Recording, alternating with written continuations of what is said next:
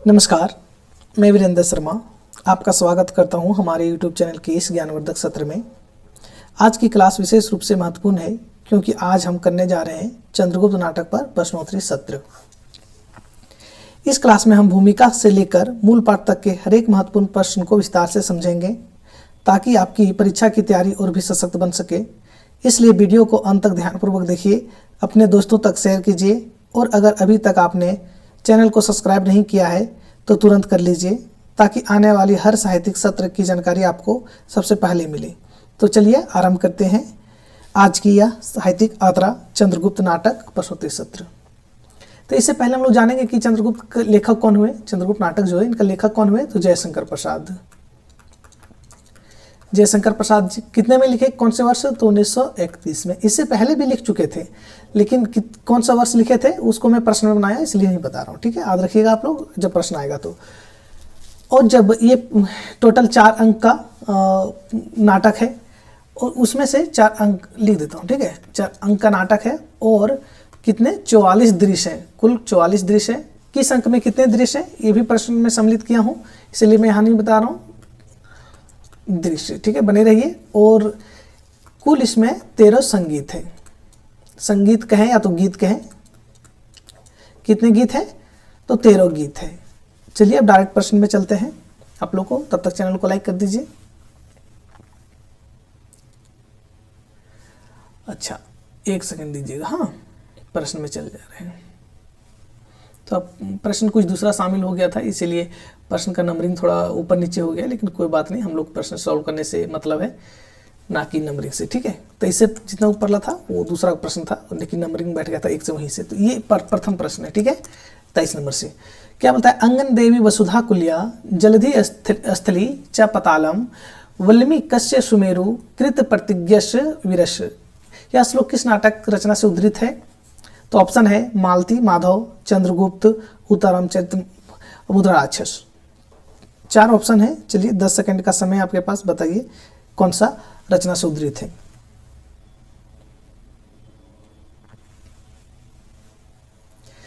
तो ये कौन से रचना से, 10 सेकंड हो गया पूरा, तो चंद्रगुप्त नाटक से है, ठीक है। चंद्रगुप्त नाटक से ये है, लेकिन चंद्रगुप्त जयशंकर प्रसाद ने ये पंक्ति कहां से उठाया था, तो ये पंक्ति हर्षचरित से उठाया था। कहां से, हर्षचरित से। हाँ, हर्षचरित किनका रचना है, हर्षचरित कहें या तो हर्षचरितम कहें, कहीं एक ही है, ठीक है। किनका पंक्ति है ये, किसने लिखा था हर्षचरित, बाणभट्ट। हाँ, बाणभट्ट का रचना है हर्षचरित। आप लोग यहाँ जान चुके होंगे, कमेंट करके बताइएगा कि बाणभट्ट के आत्मकथा किसने लिखा है। आप लोग को इतना मालूम ही होगा, नहीं देखे होंगे वीडियो तो वीडियो क्लास में पढ़ाया जा चुका है, आप लोग जाके प्लेलिस्ट में देख सकते हैं। चलिए इसके हम लोग अगला क्वेश्चन चलते हैं। चंद्रगुप्त मौर्य ने कहां से निकलकर पाटलिपुत्र पर अधिकार किया था। चंद्रगुप्त मौर्य कहां से निकलकर, मतलब उनका जो घर था, निवास था, कहां पे उन पैदा हुए थे, जो वहां से निकलकर पाटलिपुत्र पर अपना अधिकार जमाया, ठीक है, राज स्थापना किया। वैशाली के पिपली कानन के कोने से, तक्षशिला के राजगृह से। चलिए बताइए तब तक।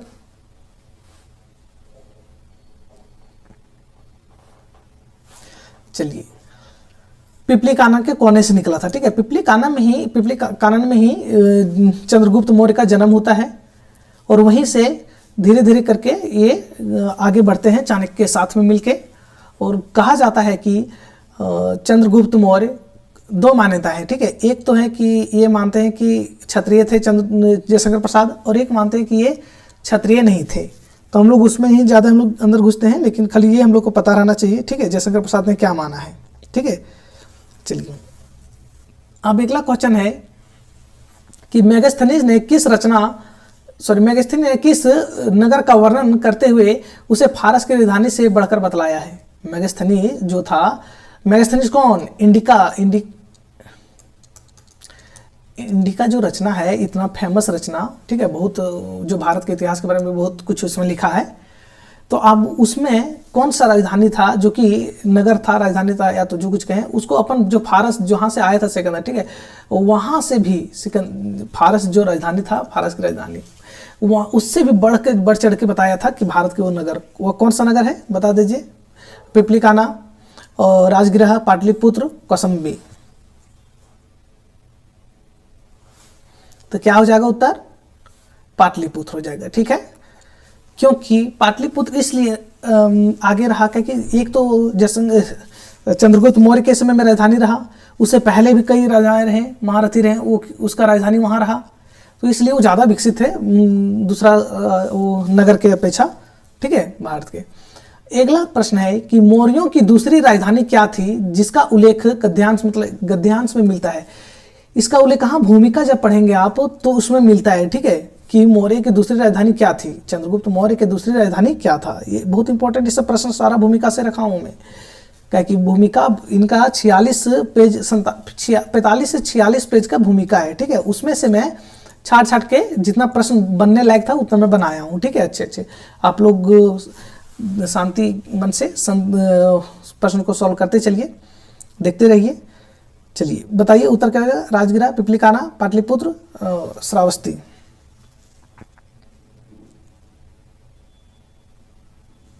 तो क्या हो जाएगा? पाटलिपुत्र ही होगा। ठीक है,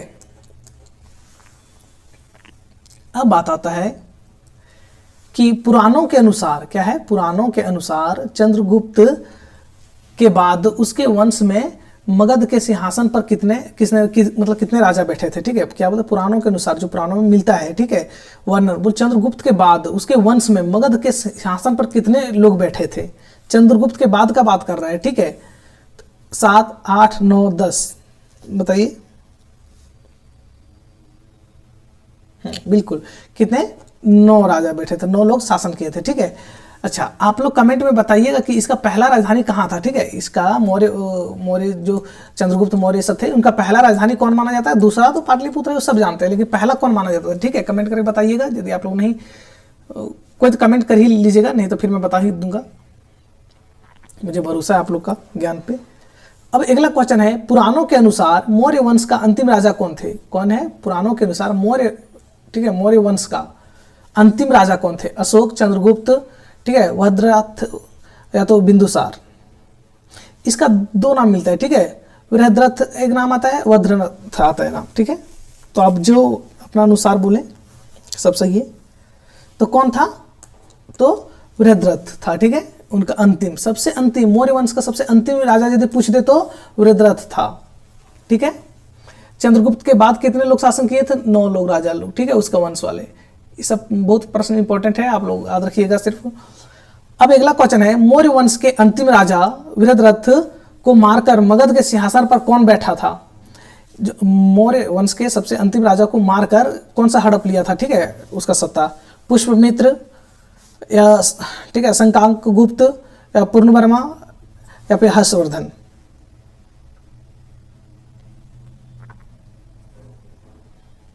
तो कौन? पुष्यमित्र। ठीक है, पुष्यमित्र ने इसको हराकर इनका राज को ले लिया था। ठीक है, अब हम लोग आगे चलते हैं क्योंकि बहुत सारा प्रश्न है इसलिए थोड़ा फास्ट चल रहे हैं। चीनी यात्री ह्वेनसांग किसके शासनकाल में भारत आए थे? क्या है? ह्वेनसांग किसके शासनकाल में भारत आए थे? चंद्रगुप्त मौर्य, पुष्यमित्र, हर्षवर्धन, अशोक के समय बताइए। तो हर्षवर्धन के समय में ह्वेनसांग आया था। ठीक है, ह्वेनसांग कब आया था? हर्षवर्धन के समय में। ह्वेनसांग के अनुसार मगध का अंतिम अशोक वंशी राजा कौन हुए? वृहद्रथ। ठीक है, वृहद्रथ हुआ, पुष्यमित्र हुआ, पूर्णवर्मा हुआ, शशांक गुप्त हुआ।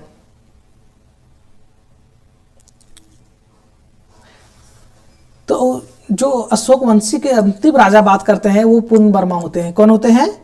पूर्णवर्मा। ठीक है, यहां तक हो गया। ये सारे भूमिका से उठाए हैं, आप लोग भूमिका उतना तो नहीं पढ़ पाएंगे, लेकिन इसलिए मैं सम्मिलित कर दिया हूं।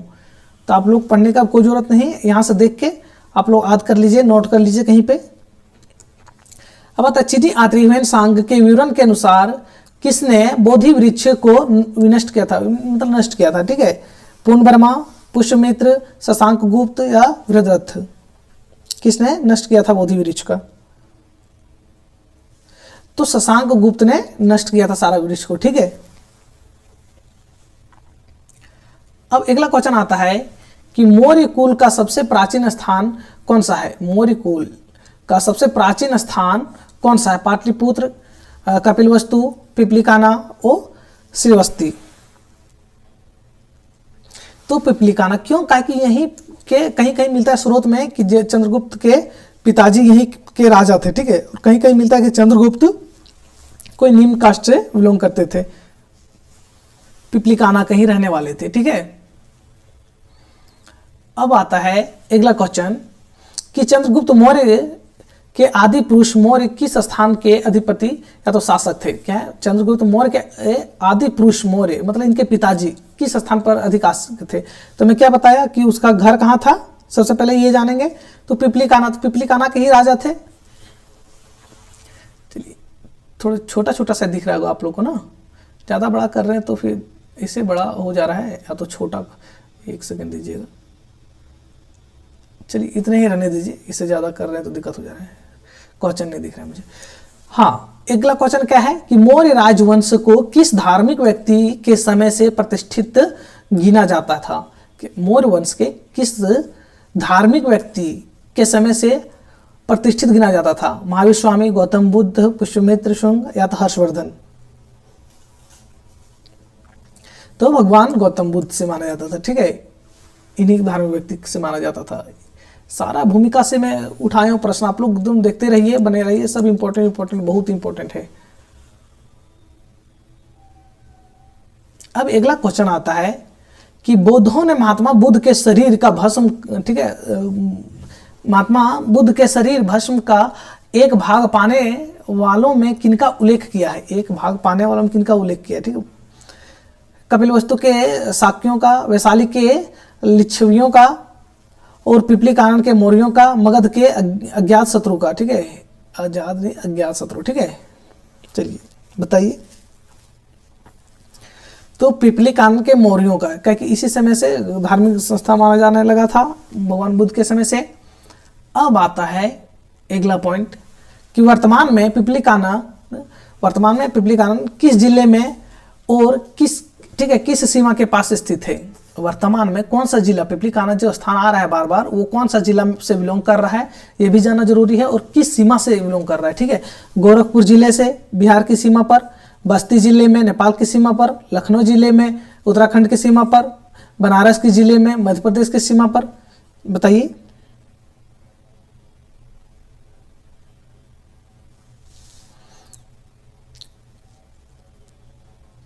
तो नेपाल की सीमा पर बिलोंग करता है, ठीक है, बस्ती जिले में नेपाल की सीमा पर भी हो जाएगा उत्तर इसका।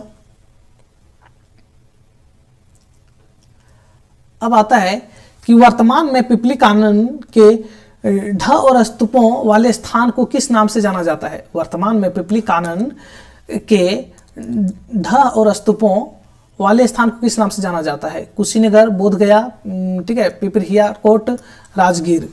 बताइए।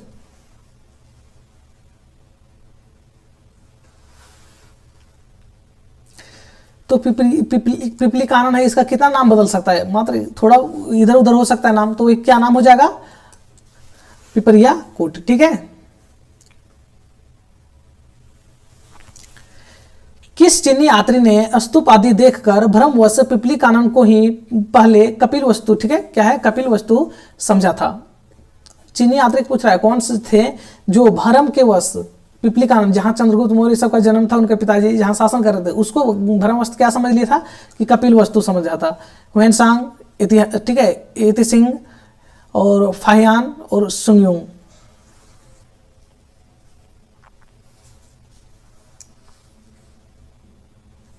तो फाहियान कौन थे, फाहियान थे, ठीक है। अब आता है नाम कि महानंद जो नंद वंश का था, महानंद के कितने पुत्र उत्पन्न हुए थे। महानंद जो नंद, जैसे हम लोग अभी चंद्रगुप्त नाटक में नंद पढ़ते हैं ना, जो पहले कहाँ के राजा थे, नंद, तो मगध के ही थे राजा, बौद्ध धर्म से बिलोंग करते थे, ठीक है।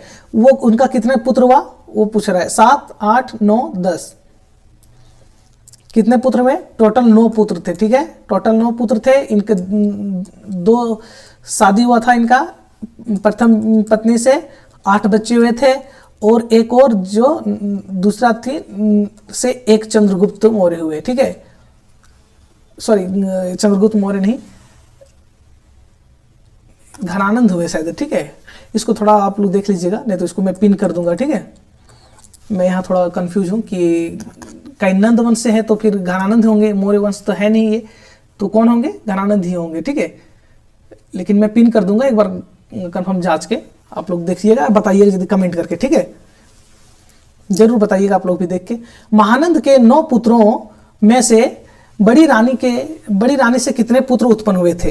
क्या बोल रहा है, महानंद के जो बड़ी रानी थी, पत्नी थी, उससे कितने पुत्र, जो कि मैं ऊपर में बता चुका हूं कितना हुआ था, तो 8, और दूसरे से 1 हुआ था मात्र। हाँ, अब आता है भारतेंदु जी के अनुसार महानंद और उनके किस मंत्री के बीच दुश्मनी हो गया था? महानंद और उसके क्या मंत्री के बीच दुश्मनी हो गया था? चाणक्य, राक्षस, सकटार और अमात्य। तो किससे? सकटार से, ठीक है। सकटार के हो गया था दुश्मनी बीच में, इसलिए सकटार को क्या कर दिया था, जेल में बंद भी करवा दिया था उसका महानंद से। मंत्री सकटार ने किसके द्वारा महानंद को मरवा डाला? मंत्री सकटार ने किसके द्वारा महानंद को मरवा डाला? सकटार ने महानंद को मरवाया था किसके द्वारा? चंद्रगुप्त द्वारा, चाणक्य द्वारा, राक्षस द्वारा और स्वयं के द्वारा। तो किसके द्वारा? तो बुद्धि लगाने वाला कौन था? तो चाणक्य, तो चाणक्य होगा, ठीक है, चाणक्य के द्वारा मरवाया था। अगला क्वेश्चन आता है, महानंद की मृत्यु के बाद चाणक्य ने किसे मगध के राजा को राज पर बिठाया? महानंद की मृत्यु के बाद चाणक्य ने किसे मगध के राज पर बिठाया? महानंद के 8 पुत्रों में से किसी एक को, सकटार को, चंद्रगुप्त को, राक्षस को। तो किसको? चंद्रगुप्त को बिठाया, ठीक है। यहां तक हो जाएगा आप लोग को। अब आता है भारतेंदु जी द्वारा मुद्रा राक्षस की भूमिका में वर्णित यह कथा मुख्य रूप से किस नाटक में उद्धृत है? भारतेंदु जी के द्वारा मुद्रा राक्षस जो नाटक लिखा हुआ है उसकी भूमिका में वर्णित यह कथा मुख्य रूप से किस नाटक में उद्धृत है? वेणी संहार में, अभिज्ञान शकुंतला में, मुद्रा राक्षस में, उत्तरामचरित में। तो किसमें है? मुद्रा राक्षस में, ठीक है, मुद्रा राक्षस में है। यहां तक समझ गए। अब आता है मगध की राजधानी पाटलिपुत्र किन 2 नदियों के संगम पे स्थित है? बहुत इंपॉर्टेंट है। क्या है? बहुत इंपॉर्टेंट है। यमुना गंगा, सोन और यमुना, कोसी और ठीक है, गंडक है, सोन और गंगा है। बताइए, तो इसका ऑप्शन क्या हो जाएगा? चौथा, सोन और गंगा के बीच में स्थिर है, ठीक है। कहाँ? पाटलिपुत्र।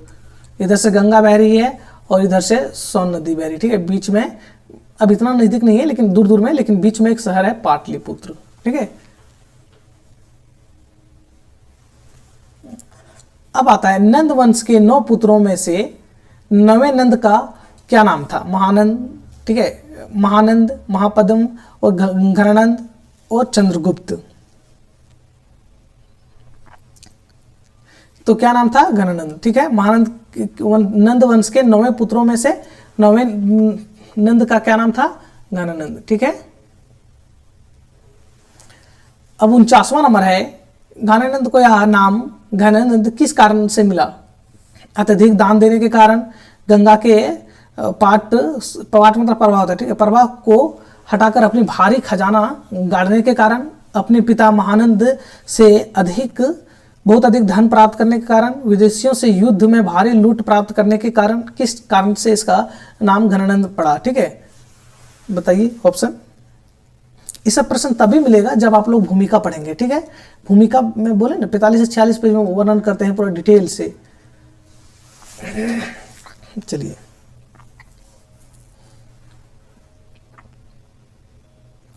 तो क्या हो जाएगा? गंगा के प्रवाह को हटाकर अपनी भारी खजाना को गाड़ने के कारण इसका नाम घनानंद पड़ा, ठीक है। तो ऑप्शन क्या हो जाएगा? बी हो जाएगा।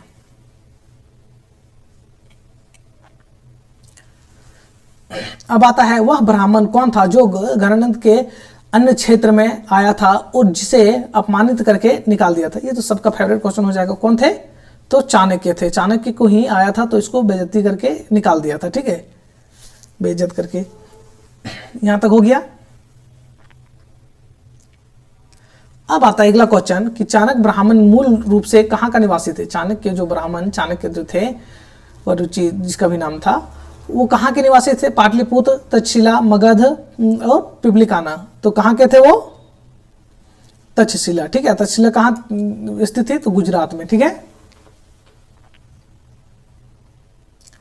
अगला क्वेश्चन आता है कि घनानंद ने चाणक्य को किस बात पर चिढ़कर अपमानित करके निकाल दिया था? घनानंद ने चाणक्य को किस बात पर चिढ़कर अपमानित करके निकाल दिया था? घनानंद की आलोचना करने पर, अन्य क्षेत्र का भोजन अस्वीकार करने पर, सबसे उच्च आसन पर बैठने जाने पर, मंत्री सक्टार का पक्ष लेने पर। 4 ऑप्शन बताइए। क्या है? सबसे उच्च आसन पर बैठ जाने के कारण ही अपमानित किया था इनको। ठीक है, कि मैं राजा हूं और तुम सबसे ऊपर में बैठोगे। चलिए, घनानंद किस प्राचीन मंत्री को बंदी बनाकर अपनी क्रूरता प्रदर्शित किया था? चाणक्य, वरुचि, सक्टार और राक्षस। तो कौन हो जाएगा? सक्टार। ठीक है, जिसको बंद कर दिया था, इनको बच्चों को भूख से तड़प तड़प के मरने के लिए छोड़ दिया था, खाना पानी सब बंद करवा दिया था। तो यहाँ तक। अब सक्टार को बंदी बनाने के बाद घनानंद ने किस ब्राह्मण को अपना मंत्री बनाया था? ठीक है सॉरी, उपवर्ष, वरुचि, पाणिनि, कात्यायन। तो कौन कौन से ब्राह्मण थे उनका मंत्री? वरुचि। ठीक है, वरुचि थे उनका मंत्री। मगध निवासी उपवर्ष के 2 शिष्यों में से वह कौन था जो तक्षशिला में विद्याभ्यास करने गया था? मगध निवासी थे, लेकिन 2 शिष्य थे। वो दोनों कहाँ गया था? तक्षशिला में विद्या लेने गया था। ठीक है, 2 शिष्यों में वह कौन था जो तक्षशिला में ठीक है विद्याभ्यास करने गया था? वरुचि, कात्यायन, राक्षस, पाणिनि।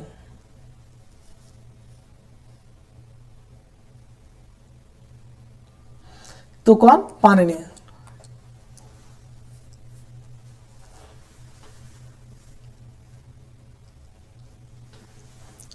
वरुचि को किस प्रसिद्ध व्याकरण के सूत्रों का वार्तिककार भी कहा जाता है? वरुचि को किस प्रसिद्ध व्याकरण के सूत्रों का वार्तिककार भी कहा जाता है? उपवर्ष, पाणिनि, सक्टार, कपिल।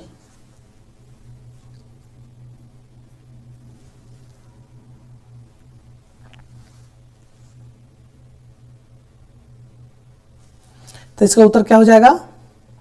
तो पाणिनि। हाँ, अब आगे चलते हैं।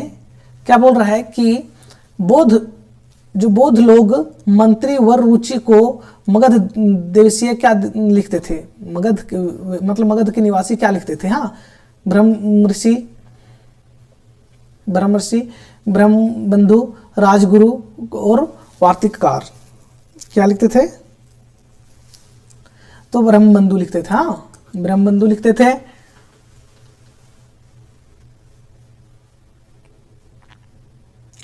अब आता है अगला क्वेश्चन। किसी गणना के आधार पर चंद्रगुप्त के राज्य रोहन की तिथि क्या मानी जाती थी, जिसे गद्यांश में सर्वप्रथा ठीक है भ्रामक बताया गया है? गद्यांश मतलब जो लिखा हुआ है। ठीक है, क्या है उसमें चंद्रगुप्त का कितना समय तक ले राज्यारोहण तिथि माना गया है? तो 381 ईसा पूर्व तक। ठीक है, 381 ईसा पूर्व तक। अगला क्वेश्चन है, किस ऐतिहासिक स्रोत के अनुसार चंद्रगुप्त ने 326 ईसा पूर्व में तक्षशिला में सिकंदर से भेंट की थी? कब? 326 ईसा पूर्व में सिकंदर से भेंट पहली बार कहाँ हुआ था? तक्षशिला में। ठीक है, कौन सा? पुराणों के आधार पर, चीनी यात्री के विवरण पर, ग्रीक इतिहास लेखों के विवरण पर, बौद्ध ग्रंथों के आधार पर। तो उत्तर क्या हो जाएगा? तो ये उत्तर मिलता है कहाँ? ग्रीक इतिहास के लेखकों के आधार पर। ठीक है, कि चंद्रगुप्त ने सिकंदर से भेंट किया था कब? 326 ईसा पूर्व। 326 ईसा पूर्व में जब चंद्रगुप्त ने सिकंदर से भेंट की, तब उसकी पहचान किस रूप में हुई थी? मगध का शासक, एक विदेशी दूत, युवक राजकुमार, चाणक्य का शिष्य। तो उस समय सब लोग कहते थे कि ये युवा राजकुमार है। क्या है? युवा राजकुमार है। हाँ, और भारत के, जैसे दंडाय ने कहा था, ये भारत का भविष्य है, भारत का आने वाला युग का राजकुमार है। ठीक है। अगला क्वेश्चन है कि 326 ईसा पूर्व में चंद्रगुप्त की, ठीक है, अनुमानित व्यवस्था, ठीक है, अनुमानित व्यवस्था कितने वर्ष के लगभग मानी गई है? 326 ईसा पूर्व में चंद्रगुप्त की अनुमानित कितने वर्ष के थे? कब? जब उसे मिलने गया था। ठीक है, सेल्यूकस से। देखिए 326 में ही सिकंदर से भेंट करने गया था, और 326 ईस्वी में उसका उम्र क्या था वो क्वेश्चन पूछा है। ठीक है, तो उसमें मात्र 20 साल का था। समझ सकते हैं 20 साल का युवक और राजा यदि घोषित कर दे तो सामने वाला इतना बड़ा विश्व विजेता है, कैसा लगेगा, क्या सोचेगा। चलिए, मनोबल डाउन करने का बात था उसमें। 326 ईसा पूर्व में चंद्रगुप्त की अनुमानित व्यवस्था 20 वर्ष के आधार पर उसका जन्म समय लगभग क्या निर्धारित किया गया था?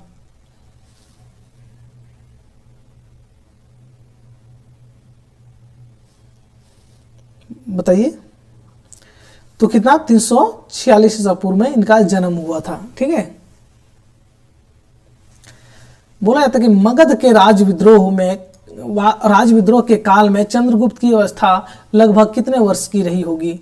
15, 16, 19, 20, 25, 26, 30, 31। तो कितना? 19, 20 के वर्ष इनका मात्र हुआ था जब मगध में राजविद्रोह हुआ था। ठीक है, तो अगला क्वेश्चन आता है कि चंद्रगुप्त के मगध से निकलने की तिथि 326 ईसा पूर्व में सिकंदर से भेंट को आधार मानकर क्या निर्धारित की गई थी? निकलने की तिथि पूछा, कितना में निकला था। ठीक है,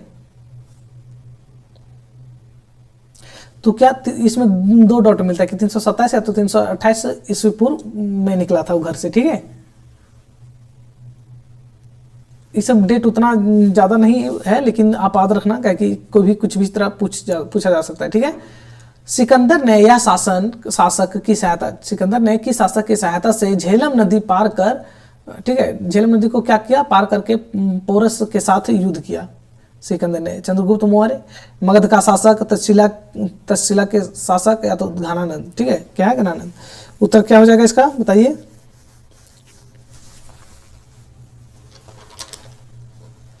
तो कौन हो जाएगा? तक्षशिलाधीश। ठीक है, तक्षशिलाधीश हो जाएगा यहां तक। अच्छा, तक्षशिला के राजकुमार कौन थे? तो आप लोग को याद होगा तक्षशिला के राजकुमार कौन थे? अंबिक थे। अंबिक थे। यहां तक हो गया। अच्छा, और यदि इसका बात ही करें तो थोड़ा सा पूरा बताते चलते हैं कि तक्षशिला का राजकुमार कौन थे, तो थोड़ा सा समय लेंगे। ठीक है, ज्यादा नहीं।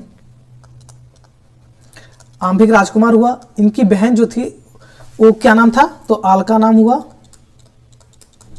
आलका नाम हुआ। ठीक है, तो ये जो दो थे, ये जो आंभिक कहते हैं, यदि आंभिक सहायता नहीं करता सिकंदर को, तो सिकंदर यदि हमको लगता है कि भारत में युद्ध कर भी नहीं पाता। ठीक है, लेकिन इसी ने सिकंदर को आने का रास्ता खोला। इसीलिए कहा जाता है कि हमेशा दुश्मन को बाहर से लड़ता है, लेकिन दुश्मन को रास्ता कौन देता है? घर से ही, आगे से, घर के अंदर से ही गेट खुलता है। तो इसी तरह आंभिक ने किया। ठीक है, और इसके बाद जो अलका थी, इनकी बहन, ये क्या थी? देशभक्त थी। ठीक है, इसने जाके इसका विरोध किया, लेकिन इसको लास्ट में पकड़ लिया जाता है। आप लोग जानते होंगे पूरा स्टोरी, नहीं तो फिर पढ़ाया जाएगा। यहाँ पे बने रहिए, अभी एग्जाम नज़दीक है, इसीलिए जल्दी से प्रश्न उत्तर सॉल्व करा रहे हैं। चलिए आगे चलते हैं। झेलम युद्ध में क्या है? झेलम युद्ध में क्षत्रिय महाराज पुरु को किस अन्य नाम से भी पुकारा गया है? घनानंद, पर्वतेश्वर, बिंबिसार, ठीक है, अमात्य। तो पर्वतेश्वर। ठीक है, पेरू मतलब क्या है? पुरु मतलब पर्वतेश्वर। चलिए अब आता है कि पोरस के साथ युद्ध के बाद स्वयं सिकंदर को क्या कहना पड़ा, जिससे युद्ध की, ठीक है, भयंकरता ज्ञात होती है। कितना भयंकर युद्ध हुआ था इससे ज्ञात होता है। किसे? सिकंदर ने जो बोला था। क्या? पोरस से कमजोर शत्रु था, आज हमको अपनी बराबरी का भीषण पराक्रम शत्रु मिला और यूनानियों को तुल्य बल से आज ही युद्ध करना पड़ा। यूनानियों ने बड़ी आसानी से यह युद्ध जीत लिया, पोरस ने शीघ्र ही आत्मसमर्पण कर दिया। तो इसका उत्तर क्या हो जाएगा? तो ये हो जाएगा, ठीक है। क्या है?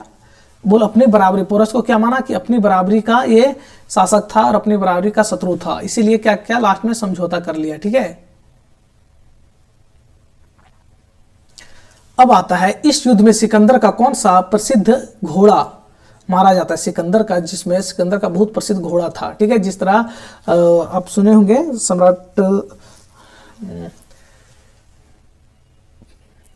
बाजीराव ये सब हो गया, या तो इन सब जो घोड़ा था, एक मैं भूल जा रहा हूँ मराठा सम्राट का नाम, वीर छत्रपति महाराज, हाँ उनका पूरा नाम नहीं याद आ रहा था, इसीलिए वीर छत्रपति महाराज का घोड़ा जो था वो सब जो नाम से था वही नाम करके उसी का घोड़ा बहुत प्रसिद्ध था, सिकंदर का उसी तरह, ठीक है। चेतक, ठीक है। बुकाफेलस है, जो बकाफेलस भी कहते हैं, बुकाफेलस, फेयर और अलेक्जेंडर, क्या नाम था उनका घोड़ा का? तो बुकाफेलस या बकाफेलस जो कहें, इसका घोड़ा का नाम था। तो याद रखिएगा सिकंदर का घोड़ा का नाम क्या था जो मारा जाता है पोरस के साथ युद्ध करते हुए? तो बकाफेलस नाम था, ठीक है।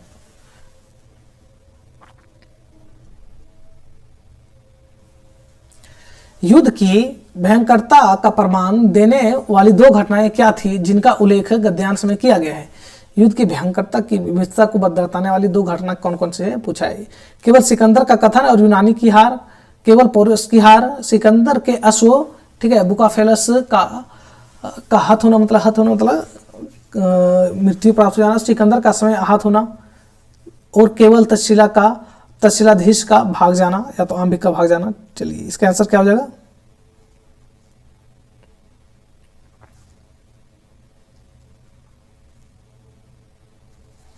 तो इसका आंसर सी हो जाएगा, ठीक है। इसका आंसर क्या हो जाएगा? सी हो जाएगा। सिकंदर के अश्व तो ये तो मारा ही गया, ठीक है।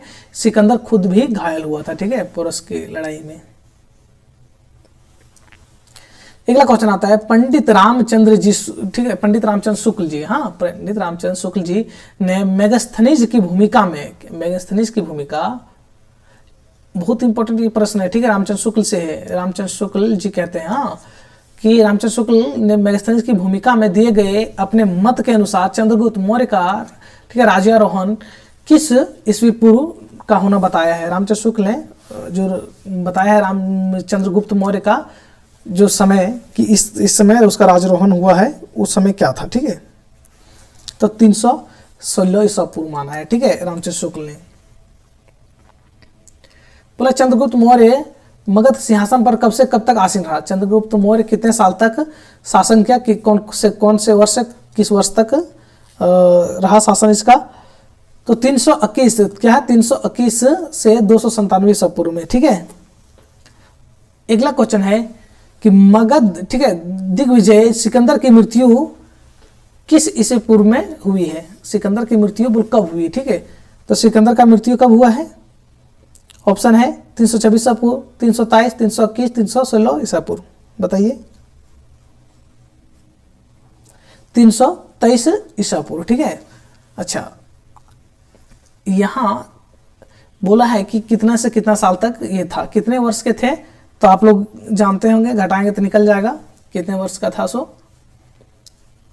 चलिए अब आता है 321 ईसा पूर्व हुई सभा के परिणाम स्वरूप किसे बेबीलोन की गद्दी पर बैठाया गया? बेबीलोन की गद्दी पर किसे बैठाया गया था? चंद्रगुप्त को, पोरस को, सेल्यूकस को, फिलिप्स। बेबीलोन की गद्दी, सिकंदर जो बैठते थे उसको बेबीलोन की गद्दी कहा जाता था, ठीक है। क्या है? बेबीलोन की गद्दी। अब गद्दी पे कौन बैठा था? तो कौन थे? तो उनका जो सिकंदर तो चला गया लेकिन अपना एक छत्र छाया छोड़ के गया था, किसको? सेल्यूकस के रूप में, हाँ। जिसके बाद चंद्रगुप्त मौर्य का विवाह कहते हैं कि हो जाता है सेल्यूकस की बेटी से, ठीक है। इतिहास में कहते हैं लेकिन यहाँ नहीं। बौद्ध ग्रंथ अर्थकथा क्या है? यहाँ बहुत इंपॉर्टेंट क्वेश्चन है, ठीक है। बौद्ध ग्रंथ अर्थकथा और वायु पुराण जैसे स्रोतों से चंद्रगुप्त मौर्य का शासनकाल कितने वर्षों का ज्ञात होता है? याद रखिए कितने, 3 ग्रंथ में आता है उल्लेख, अर्थ ग्रंथ में, बौद्ध ग्रंथ में, अर्थ ग्रंथ में और वायु पुराण में, ठीक है। 3 कौन कौन से पुस्तक है, नाम याद रखिएगा। तीनों में कितने साल तक राज किया था चंद्रगुप्त ने, शासन किया था, कह सकते हैं तो 24 वर्ष तक, ठीक है। अब यहां से आता है अगला प्रश्न कि निम्नलिखित में से किस प्रसिद्ध ऐतिहासिक व्यक्ति के प्रसिद्ध नाम विष्णुगुप्त, कौटिल्य और चत्सायन, ठीक है, या चत्सायन वात्सायन होना चाहिए, ठीक है, चत्सायन वात्सायन, वात्सायन और द्रामिल इत्यादि था। मैं इस प्रश्न को सिर्फ और सिर्फ क्या, मैं इस प्रश्न को आप लोग सब जानते होंगे, चाणक्य का नाम क्या, विष्णुगुप्त था, कौटिल्य था, वात्सायन था, लेकिन ये आप लोग को नहीं याद होगा, इसीलिए मैं इसको सम्मिलित किया था द्रामिल, ठीक है, क्या है द्रामिल, ये नाम आप लोग को नहीं याद होगा। तो किसका नाम है ये, चाणक्य का, ठीक है, ये सब नाम आप लोग को पहले से याद होगा, मुझे पता है, लेकिन द्रामिल नाम ये क्या कि बहुत बिरले इंसान को याद होता है, तो याद किया होगा, तो द्रामिल से याद रखिएगा आप लोग। चलिए अब अगला प्रश्न को जाते हैं थोड़ा सा दूसरा पीपीटी में। ये यहां तक भूमिका से प्रश्न था, ठीक है। अब जो प्रश्न आएंगे वो किससे है, तो ये डायरेक्ट मूल टेक्स्ट से है, ठीक है, क्या है, मूल टेक्स्ट से है।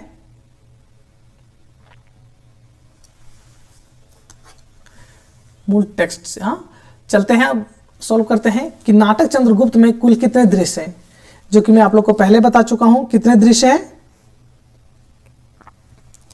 बता दीजिए, तो 44 दृश्य हैं, ठीक है। अच्छा, यदि बात करें 44 दृश्य, ठीक है, हाँ, दूसरा है कि नाटक के किस अंक में दृश्यों की संख्या सर्वाधिक है, कौन से अंक में सर्वाधिक दृश्य है नाटक में, ठीक है, पहला अंक, दूसरा अंक, तृतीय अंक, ठीक है, पहला, तीसरा, चौथा, द्वितीय अंक, किसमें सबसे ज्यादा है बताइए। तो आप लोग को यदि प्रथम अंक का नहीं पता होगा तो प्रथम अंक में मैं लिख देता हूं, इसलिए मैं आगे वहां नहीं बताया था कौन कौन से दृश्य किस अंक में, क्योंकि ये प्रश्न में शामिल किया था, ठीक है।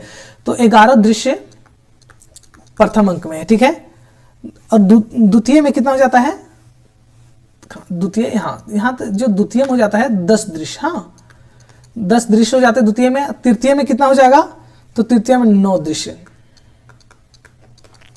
9 दृश्य। और चतुर्थ में, चौथा दृश्य में सबसे ज्यादा क्या, किस नाटक में सब दृश्य की संख्या सर्वाधिक, दृश्यों की संख्या सबसे ज्यादा है पूछ रहा है, तो चतुर्थ अंक में, चतुर्थ अंक में सबसे ज्यादा संख्या है क्योंकि 14 है, और सबसे कम किसमें हो जाएगा, तीसरा में। पहला में कितना, 11। तो याद रखिएगा, ये एकदम बहुत इंपॉर्टेंट है, आप लोग को याद रखना, ठीक है। चलिए अब आप लोग का है तीसरा, नाटक के तृतीय अंक की शुरुआत किस नदी के तट पर स्थित शिविर में होती है। नाटक के तृतीय अंक की शुरुआत कहां से होता है, विपाशा का गंगा, यमुना, ठीक है, सिंधु नदी से। कौन से नदी के तट से शुरू होता है, तो विपाशा नदी से। कौन सा, विपाशा नदी के तट से होता है। अगला प्रश्न है कि नाटक के द्वितीय अंक में कुल कितने दृश्य हैं, जो कि मैं बता चुका हूं, कुल कितने दृश्य हैं द्वितीय अंक में, तो 10 दृश्य हैं।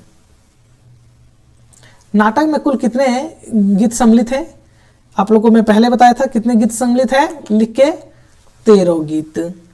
तो क्या हो जाएगा, 13, टोटल 13 गीत हो गया। और दृश्य का बात करें तो 44 हो गया, और यदि अंक का बात करें तो 4। तो ये इतना हो गया, इंपॉर्टेंट याद रखिए, 13 दृश्य, 4 अंक, 44 दृश्य, ठीक है। नाटक का प्रथम अंक कहां से शुरू होता है और उसमें कितने दृश्य हैं। प्रथम अंक का बात कर रहा है, ठीक है। उद्भांड में सिंधु तट पर, मगध में राजकीय उपवन में, विपाशा तट के शिविर में, ठीक है, तक्षशिला के गुरुकुल का मठ से। प्रथम अंक का बात हो रहा है, ठीक है। कहां से शुरुआत होते हैं, तो तक्षशिला से शुरुआत होता है, ठीक है, तक्षशिला के गुरुकुल में, तक्षशिला जो गुरुकुल है वहां के मठ से शुरुआत होता है। अब प्रथम अंक का बात हुआ, प्रथम अंक में कितने दृश्य हैं बताइए, 11 दृश्य, ठीक है, याद रहेगा। नाटक में ठीक है उल्लिखित 3 ऐतिहासिक घटनाएं, ठीक है, अलछेंद्र सिकंदर को ही बात हो रही है, अलछेंद्र का आक्रमण, नंदकुल की पराजय और सेल्यूकस का प्रभाव, इन घटनाओं में से किसके द्वारा भारत में मौर्य वंश की स्थापना का मार्ग प्रशस्त हुआ था। ठीक, अलछेंद्र का आक्रमण, उपयुक्त सभी, सेल्यूकस का प्रभाव, नंदकुल की पराजय। तो क्या हो जाएगा, नंदकुल की पराजय हो जाएगा, ठीक है। किसके द्वारा, नंदकुल की पराजय, वो तब तो मौर्य वंश आगे बढ़ा ना। अब होता है विश्वनाथ त्रिपाठी के अनुसार चंद्रगुप्त नाटक में एक और राजनीतिक चालें और सूत्र चाल, ठीक है, क्या है, सूत्र चालन है, वहीं दूसरी ओर इन इनका इन सबसे विरक्त ब्राह्मण व्यक्ति है। किसका बात हो रहा है? यह कथन किस प्रमुख पात्र के चरित्र विशिष्टता के दर्शाता है? तो आप लोग जानते हैं किसका? चाणक्य, चंद्रगुप्त, सेल्यूकस और सिंहरण। तो चाणक्य का बात हो रहा है कि एक तरफ तो राजनीतिक चालें चल रहा है, सूत्रपात और सूत्रचालन, मतलब राजनीति का सूत्र चाल चल रहा है, और दूसरा तरफ एक ब्राह्मण जो विरक्त है ब्राह्मण, ठीक है। तो किसके द्वारा? चाणक्य के द्वारा, ठीक है। यहां तक हो गया। अगला प्रश्न में चलते हैं फिर से। क्या है कि चाणक्य गुरुकुल में कितने, ठीक है, सॉरी, चाणक्य गुरुकुल में किस कारण रुके थे? भावी ठीक है, स्नातकों को अर्थशास्त्र की पाठ पढ़ाना, गुरु दक्षिणा चुकाने के लिए, मालवों के अर्थशास्त्र पढ़ाने के लिए, तक्षशिला की राजनीति पर दृष्टि रखने के लिए, ठीक है, सिंहरण को अस्त्र सिखाने के लिए। बताइए।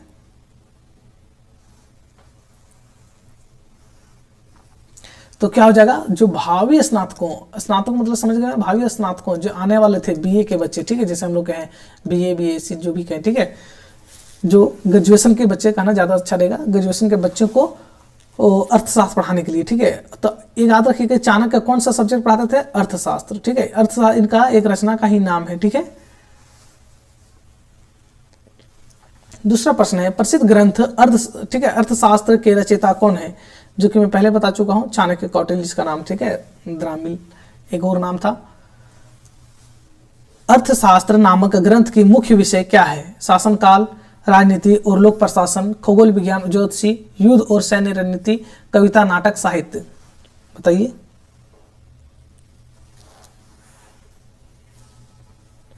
हाँ, अर्थशास्त्र नामक, ये अर्थशास्त्र नाम दिखता है, लेकिन ये यहाँ अर्थशास्त्र इकोनॉमी का बात नहीं हो रहा है। क्या है?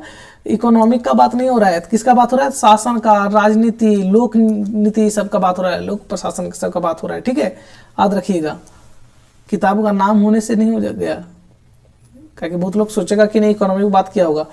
प्रस्तुत कथन आर्य मालवों को, ठीक है, यहाँ से कथन है, आर्य मालवों को अर्थशास्त्र की जितनी उतनी आवश्यकता नहीं है जितनी, ठीक है, शस्त्र की आवश्यकता है। क्या बोलते हैं कि ये गुरुकुल में सब, यहाँ पे कहाँ पे बात हो रहा है? तो एक तक्षशिला के गुरुकुल में, मठ में सब है।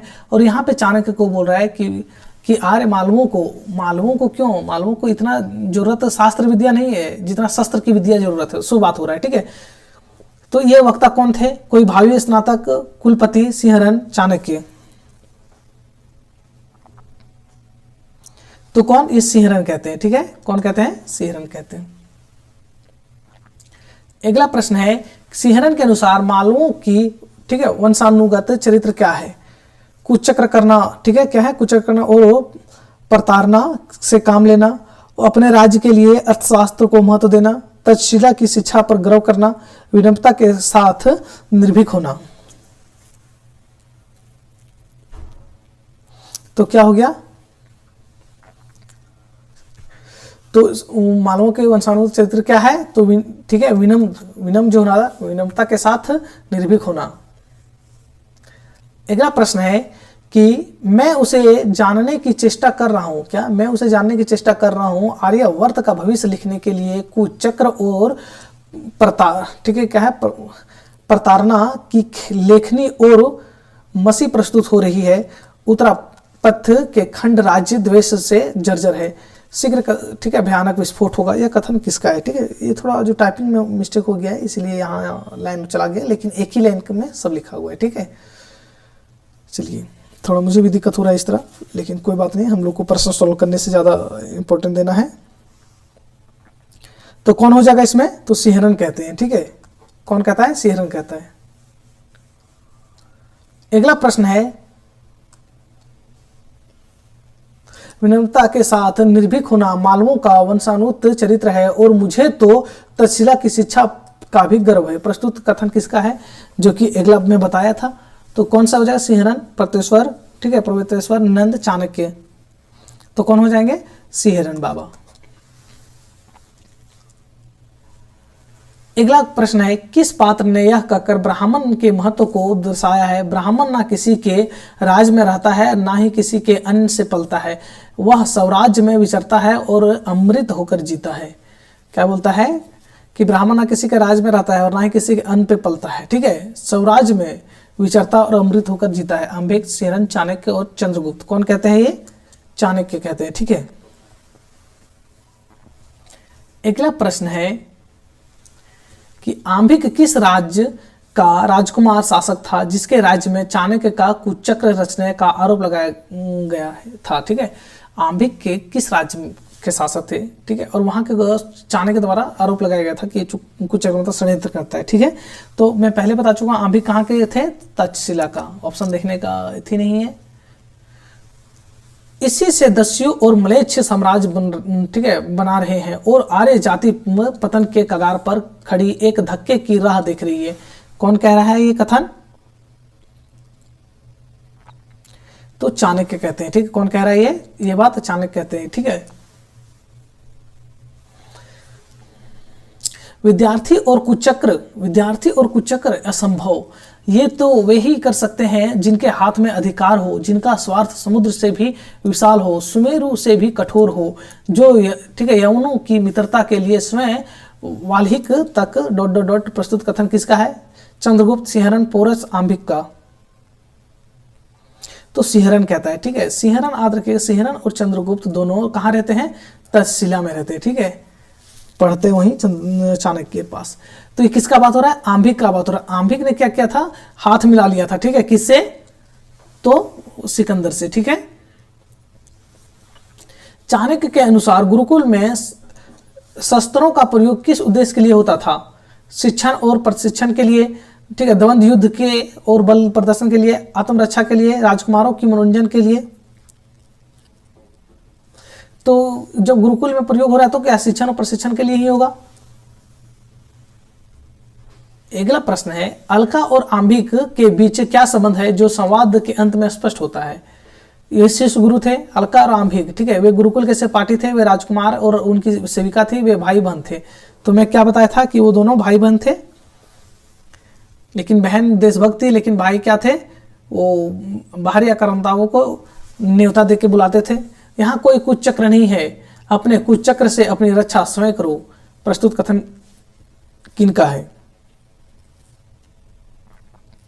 तो कौन? सिहरन कहते हैं, क्योंकि सिहरन बहुत ज्यादा एग्रेसिव मूड के थे। ठीक है, सिहरन बहुत ज्यादा एग्रेसिव थे कि पोरस उधर हमला करने वाला, पोरस को के साथ उधर युद्ध करने वाला सिकंदर, आंभिक उधर है कि जो कि रास्ता दे रहा है आने का। ठीक है, मदद कर रहा है। तो ये सब देख के सिहरन चाणक्य इसका डिस्कस हो रहा था। ठीक है, अब अगला क्वेश्चन है, संसार भर के नीति और शिक्षा का अर्थ मैंने यही समझा है कि आत्मसम्मान के लिए मर मिटना ही दिव्य जीवन है। ठीक है, प्रस्तुत कथन किसका है? चाणक्य, सिहरन, चंद्रगुप्त, आंभिक। तो क्या है ये? कौन कहते हैं? तो चंद्रगुप्त कहते हैं। क्या कहते हैं? संसार भर का नीति और शिक्षा का अर्थ मैंने यही समझा गुरुदेव कि आत्मसम्मान के लिए मर मिटना ही दिव्य जीवन है। अब आता है अगला प्रश्न। अगला प्रश्न क्या है कि चाणक्य के अनुसार आंभिक यवनों का स्वागत क्यों करेगा? तो पंचनंद क्या है? पंचनंद नरेश प्रतेश्वर के साथ व्यक्तिगत विरोध के कारण, क्योंकि आंभिक आर्यावर्त का सर्वनाश करना चाहता था, क्योंकि वह गुरुकुल के नियमों का पालन करना चाहता था, क्योंकि आंभिक यवनों के सैन्य शक्ति से प्रभावित था। तो क्या चाणक्य के अनुसार पूछ रहा है? ठीक है, क्या हो जाएगा इसका उत्तर?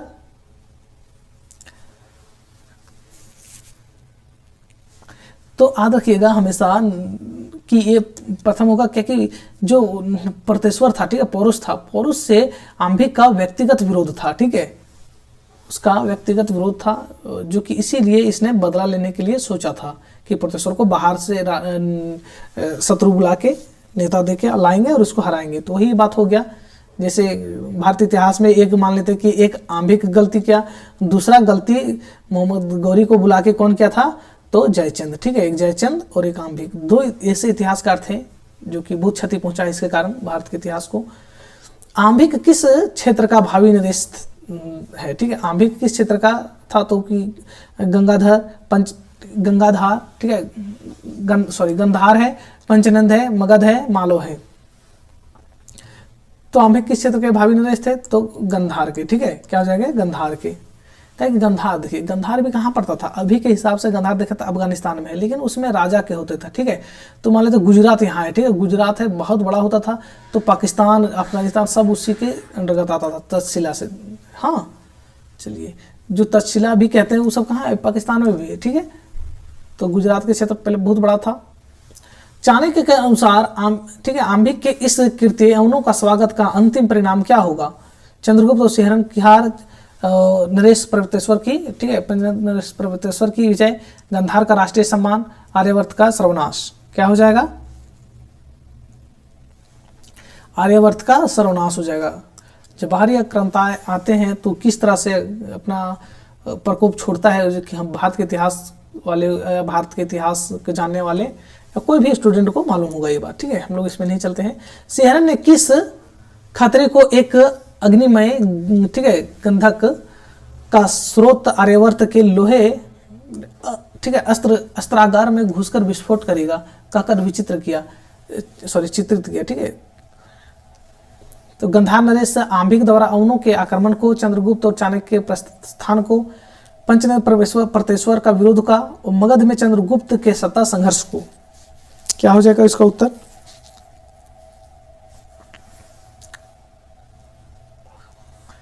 तो गंधार नरेश आंभिक द्वारा अवनों के आक्रमण को लेकर होगा, ठीक है। प्राय मनुष्य दूसरों को अपने मार्ग पर चलाने के लिए रुक जाती है और अपने चलना बंद कर देता है। प्रस्तुत कथन किसका है? बहुत इंपॉर्टेंट प्रस्तुत कथन है कि आप मान लेते हैं कि उदाहरण के तौर पे एक दोस्त है, ठीक है, एक दोस्त है और उसका एक और दोस्त है, ठीक है। एक अपना दोस्त को इतना समझा रहा है, वो उसका दोस्त क्या करता है, मान लेते हैं कि शराब सेवन करता है, दारू बीड़ी पीता है, वो उसको सुधारने के चक्कर में ये भी रुक गया, ठीक है। ये सुधारने वाला नहीं है लेकिन उसके चक्कर में रुक गया खुद चलना। तो बहुत इंपॉर्टेंट है। कौन कहता है? चाणक्य, अलका, चंद्रगुप्त, सिंहरण। बताइए। तो ये अलका कहती है, अंबिक के बहन, ठीक है, अंबिक के बहन कहती है। अगला प्रश्न है कि मानो कब दानों से दुर्दांत, ठीक है, क्या दुर्दांत, पशु से बर्बर और पत्थर से भी कठोर, करुणा के लिए, ठीक है, निरस का, ठीक है, निरवकाश हृदय वाला हो जाएगा, नहीं जाना जा सकता। अतीत, ठीक है, अतीत सुखों के लिए सोच क्यों, ये अतीत के सुखों के लिए सोच क्यों, थोड़ा यहाँ गलत टाइपिंग हो गया। और अंगत भविष्य के लिए भय क्यों, वर्तमान को मैं अपने अनुकूल बना ही लूंगा, फिर चिंता किस बात की। प्रस्तुत कथन किसका है? ठीक है, बोल रहा है कि अतीत के सुख के, अतीत में कितना सुख था उसका बारे में ज्यादा सोचने से क्या होगा, वर्तमान के लिए, ठीक है, वर्तमान के लिए करो, भविष्य के लिए भय क्यों, कि क्या होगा। ये कौन कह रहा है ये बात? अलका, सिंहरण, चाणक्य और चंद्रगुप्त। तो कौन कह रहा है? सिंहरण कह रहे हैं ये बात, ठीक है, यहां तक हो जाएगा। अब आता है पहले दृश्य में गंधार छोड़ दो। क्या है? पहले दृश्य में गंधार छोड़ दो, मैं, ये कथन है, ठीक, पहले दृश्य में बोलता है कि गंधार छोड़ दो, मैं आंभिक को शक्ति भर पतन से रोकूंगा। क्या है? शक्ति भर पतन से रोकूंगा। यह कथन किसका है? नंद का, अलका का, एक युवती का, सिंहरण का। तो कौन? अलका कहता है, ठीक है। अब यहां पे मैं बता रहा हूं, ठीक है, क्या चीज होता है कि आंभिक ने जो पौरज को बुलाया था, तो एक नदी होता है, ठीक है, नदी पार करने वाला शायद झेलम नदी था, ठीक है। यहाँ एक ब्रिज बनाने का सोचता है, ठीक है, पुल बनाने का सोचता है जिससे उसका सिपाही सब अंदर आ सके, भारत में प्रवेश कर सके। तो ये जो पुल बनाने का जो नक्शा तैयार करता है लोग, वो कौन? ठीक है, अलका और एक उसकी सहेली थी जो दोनों देख रहा था। तो अलका वही बोलता है कि पहले दृश्य छोड़ो, ठीक है, पहले दृश्य जो बना है उसको दे, और उसी को लेके लास्ट में चल जाती है, ठीक है। तो ये बात हो रहा था, कौन? अलका कहती है। अब आता है कि पहले दृश्य में सिंहरण, ठीक है, पहले दृश्य में सिंहरण स्वयं अपना परिचय किस रूप में देता है? ठीक है, मालोगन के राष्ट्रपति, ठीक है, राष्ट्रपति के पुत्र, सिंधु तट का वीर, तक्षशिला का राजकुमार, मगध के सम्राट का सेनापति।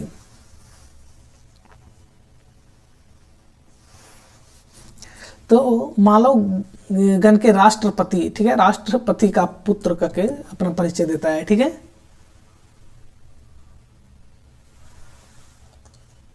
अब बात आता है दूसरे दृश्य का परिवेश क्या है? मगध सम्राट का, ठीक है, विलास कानन, या सिंधु नदी का तट, तक्षशिला का राजभवन, कुसुम, ठीक है, क्या है? कुसुमपुर का बाजार। बताइए।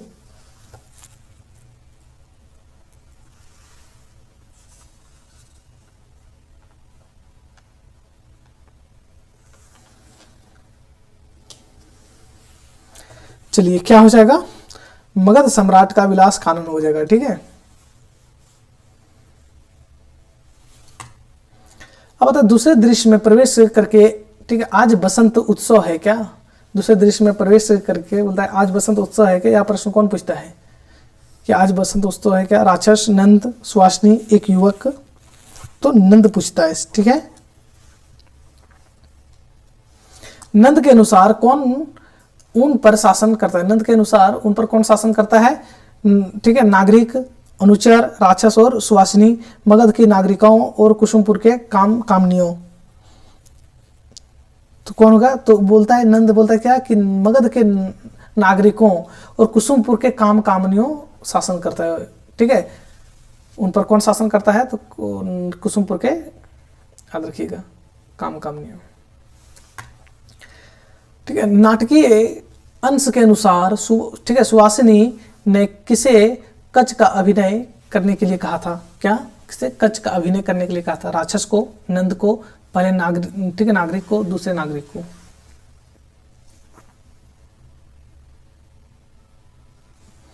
तो राक्षस को कहते थे, ठीक है, राक्षस को कहता था। तुम कनक किरण के अंतराल में लुक छुप कर चलते हो क्यों, ठीक है। तुम कनक किरण के अंतराल में लुक छुप के चलते हो क्यों, कौन गाता है और किस दृश्य, ठीक है। राक्षस गाता है, सुहासिनी, नंद, अलका। तो कौन गाता है ये, तो सुहासिनी गाती है, ठीक है। सुहासिनी गाती है कौन सा अंक में, प्रथम अंक में। कौन सा दृश्य में, दूसरा दृश्य में, ठीक है। कौन सा दृश्य में, दूसरा दृश्य में, याद रखिएगा ये। अब आता है, ठीक है, निकल मत बाहर दुर्बल यह लगेगा, ठीक है, आह लगेगा तुझे हंसी का शीत। कौन गाता है यह, ठीक है, ठीक है, निकल मत बाहर दुर्बल आह लगेगा तुझे हंसी का शीत। कौन गाता है, राक्षस, कोई दरबारी, नंद, सुहासिनी।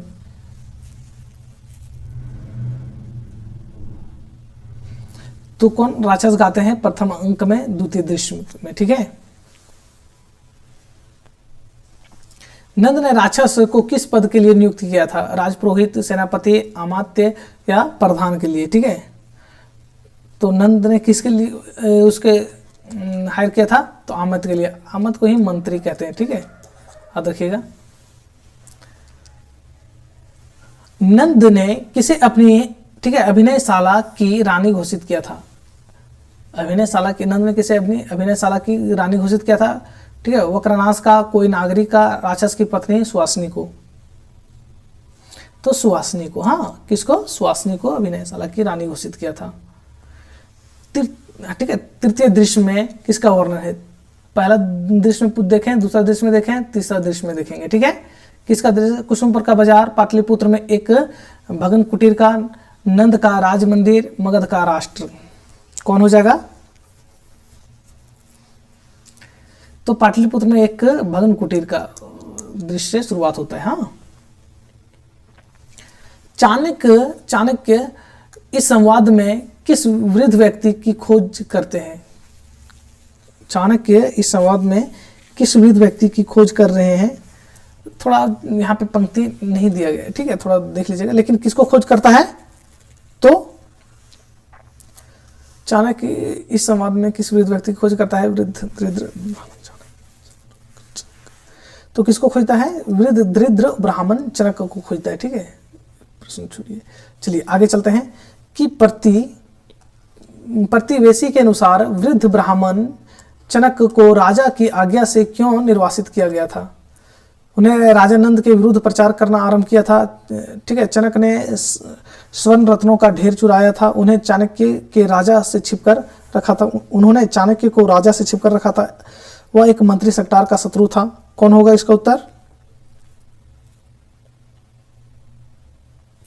तो उन्होंने क्या किया था, उन्हें राजा नंद के विरुद्ध प्रचार करना आरंभ कर दिया था, ठीक है। अगला प्रश्न है कि प्रतिवेशी के अनुसार नंद किस धर्म का अनुयायी हो गया था। वैष्णव धर्म, जैन धर्म, शैव धर्म, बौद्ध धर्म। तो नंद बौद्ध धर्म के अनुयायी हो गया था, ठीक है, और ब्राह्मणों से बहुत ज्यादा घृणा करता था। चलिए अगला क्वेश्चन है, सकटार के कुटुंब के बारे में प्रतिवेशी ने क्या बताया। वे मगध छोड़कर चले गए, वे राज्य को, ठीक है, वे राज्य को पानल में जल मरे, वे अभी भी कुसुमपुर में ही रह रहे हैं। वे बौद्ध विहार में शरण ले चुके हैं। सकटार ने कुटुंब के बारे में क्या कहा था?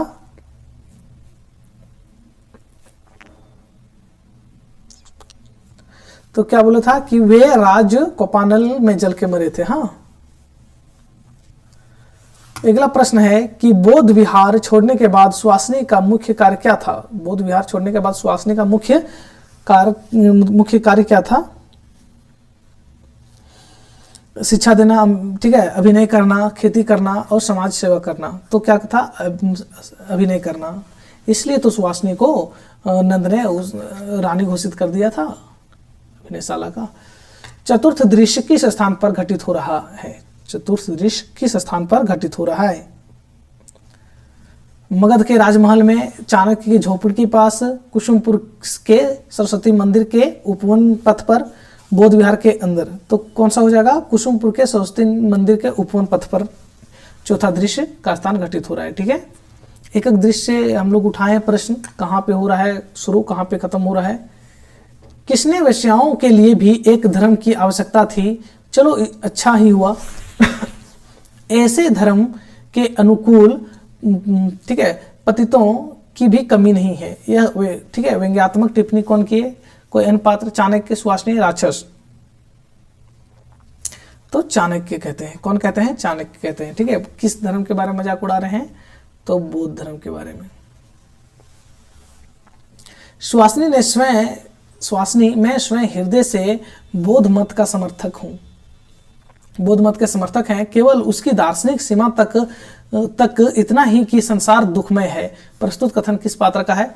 सुहासिनी में।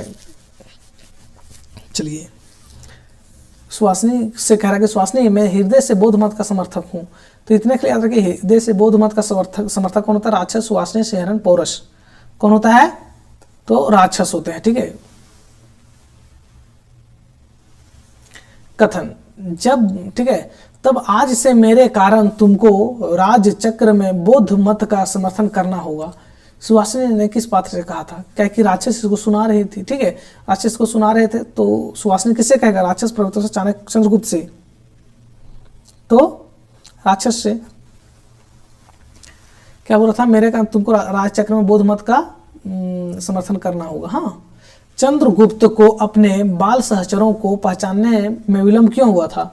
वे सब मगध छोड़कर चले गए थे। ठीक, उसके सब सहचर अब वयस्क हो गए थे।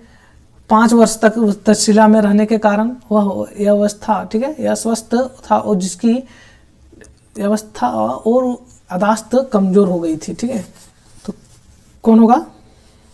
तो 5 साल तक तक्षशिला में रहने के कारण ही पहचान नहीं पा रहा था अपने मित्रों को। ठीक है, अगला प्रश्न है कि स्नातकों की पुनः परीक्षा लेने का विरोध करते हुए किस पात्र ने इसे अपने गुरुजनों के प्रति अपमान बताया? चाणक्य, राक्षस, वररुचि, नंद।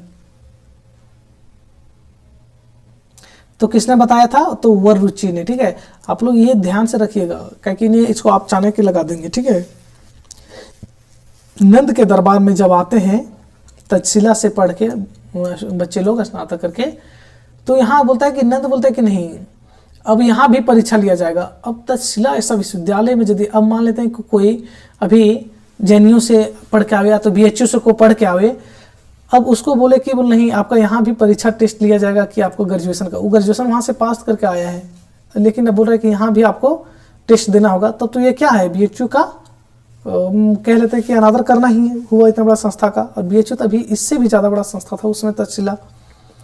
चलिए, राजा नंद के अनुसार स्नातकों की पुनः परीक्षा लेने का मूल कारण क्या थी? मगध में नए शिक्षकों की नियुक्ति करना, गुरुकुल के गुरुजनों का सम्मान करना, राजकोष के रुपये से ठीक है सदुपयोग का निर्णय करना, शिक्षा की गुणवत्ता की तुलना करना।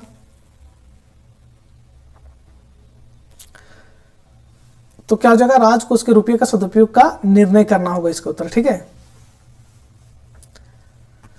चाणक्य ने बौद्ध धर्म की शिक्षा को किसके लिए उपयुक्त बताया लेकिन मानव व्यवहार के लिए अपूर्ण माना है? चाणक्य ने बहुत इंपॉर्टेंट कथन है। चाणक्य क्या बोलता है कि मानव के लिए, ठीक है, ये मानव के व्यवहार के लिए अपूर्ण है। ठीक है, किसके लिए उपयुक्त बताया है?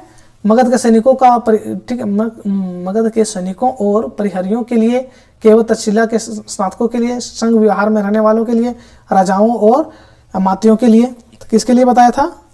तो संघ विहार में रहने वालों लोगों के लिए बताएगा। ठीक है, अब अगला क्लास आता है, अगला क्लास आएगा थोड़ा सा कल आएगा। ठीक है, बने रहिएगा। आप लोग को यदि क्लास लगा अच्छा तो लाइक से सब्सक्राइब कीजिएगा, अपने दोस्तों तक शेयर कीजिएगा। कुछ प्रश्न में थोड़ा डॉट है जो कि मैं आपको पिन कर दूंगा, एक प्रश्न बोला था। चलिए, बहुत बहुत धन्यवाद आप लोग इतने देर तक बने रहने के लिए, तहे दिल से।